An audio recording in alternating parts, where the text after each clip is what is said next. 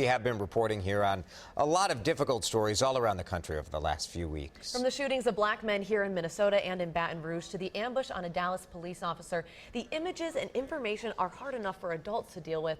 For kids, processing the news can be even more difficult. So our mid-morning pediatrician, Dr. Gigi Challa from Children's Minnesota, is here on WCCO Mid-Morning, and you have some advice on how to help kids deal with these difficult topics. And I think this is so important because it's absolutely right. For adults, this is hard. For kids, it's a whole nother level. Well, thanks for having me today, and what a timely day to be talking about this topic. Yeah, it is very challenging for kids to really process this.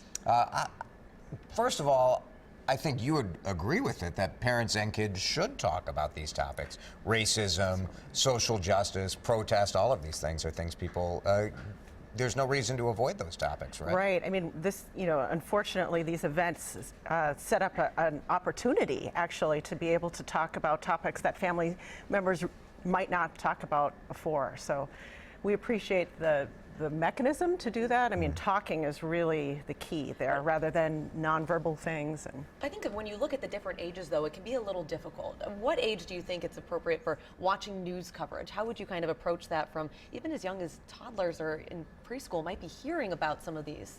Right. And so, thinking about what is appropriate on TV or, for kids to hear and be listening to is really a critical piece. I'd say that a lot of the things that are on the news where you can see protesters and maybe explosives or, smoke or gunfire or any of those things really should not be part of a early childhood purview. I mean, you really don't want to have kids exposed to that. You don't want kids to internalize that and have that be something that they consider to be normal. Right? So maybe middle school might be a time, high school might be a time to really understand how challenging the world is from that standpoint. And it might depend certainly on like what community you live in, right? Absolutely. I was talking with a woman the other day whose son is in driver's ed. She's a black woman. Her black son is in driver's ed, 15. Right.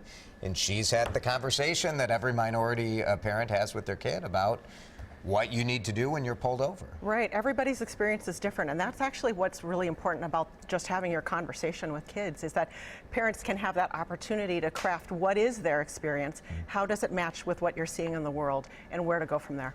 How does, when you do have this violence in the community, we know that it has an impact on all of us, but specifically, what does it do for children? I actually saw that you tweeted out after the death of a 2-year-old saying that when you shoot a gun in front of children, you literally take their innocence away. Yeah, I think, well, thank you for recognizing that. I think that honestly, it does change what kids experience in the world and how they look at the world. And so having that conversation first and foremost is really important. When you're not having those conversations, kids will internalize that into lots of different ways. They'll somaticize it first. They can have headaches and stomach aches and be crying and be moody and have a really physical reaction. Right.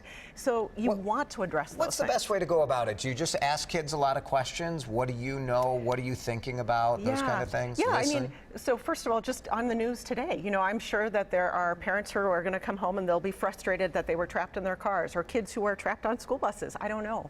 But everybody's going to have their own experience just about today, and starting that dialogue of, wow, can you believe that I was stuck in a car for 2 hours?